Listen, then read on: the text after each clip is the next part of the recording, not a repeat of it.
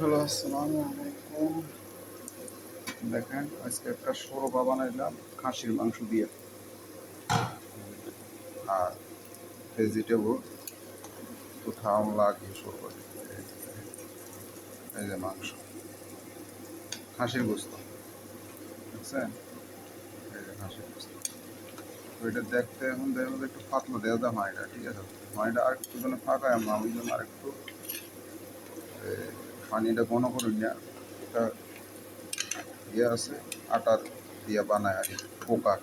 এটা যখন 2-3 চামচ দেবো তখন এটা একদম গাঢ় গাঢ় গাঢ় গাঢ় গাঢ় গাঢ় গাঢ় হয়ে যাব, ঠিক আছে? এটা হলো একটা শোরবা। দেখেন লাহাম পোস্ত, মানে আরবিতে লাহাম রে পোস্তরে লাহাম কর, দেখছেন? এখানে সবজি দিছি, সবজিটা একদম আমি জামি জামি জামি যাবো, কারণ আমি এটা 3 ঘন্টা সিদ্ধ করি, 3 ঘন্টা অথবা 4 ঘন্টা সিদ্ধ করি। আর এটা আমি একটা চাল অর্থাৎ বিরিয়ানির উপর দিয়ে দেবো।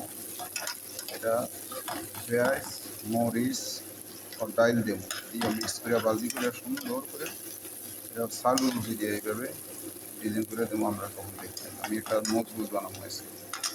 আর এখানে দেখেন আমি কাবাব, এটা আরবিতে কাবাব, আর আমাদের বাসায় আমরা বলি ডাইলের বড়া, ঠিক আছে? এটা তারা বেশি খায়, কীভাবে বানাইলে তারা খায়, আরবি রমজান মাসে এটা বেশি খায়।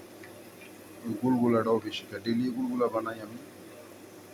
এই হলো হিসাব কিতাব, এই যে দেখেন, তো এই হলো হিসাব কিতাব। আবার আমার রেডি করে রাখছি, বানাবো একটার পর একটা বানাবো। আর এখানে একটা বাতি করে সুন্দর করে আরও সুন্দর কালার হইব। আর এগুলো শোরবা, হ্যাঁ? যাই হোক, সবাই একটা দোয়া করবেন, দোয়াটা করলে অনেক সোয়াব, মা বাবার আমল নামা সমস্ত মুসলমান পরিমাণ সোয়াব লিখব আল্লাহ, যদি ডেলি একবার দুইবার করতেন পারেন মা বাপ দুজনের লেগে। দোয়াটা হইল রাব্বি ফিরিলি ওলি ওলি দাইয়া ওলিল মুকমিনিনা ইয়াউমা ইয়াকুমুল হিসাব। একটু করে এটার আয়াত অনেক বড় আছে, তো এটা একটু করলে মা বাবার আমল নাম অনেক সব লেখা হবে, ঠিক আছে? তো সবাই ভালো থাকেন, সুস্থ থাকেন, লাইক করুন, শেয়ার করে দিয়ে নেন। আসসালামু আলাইকুম।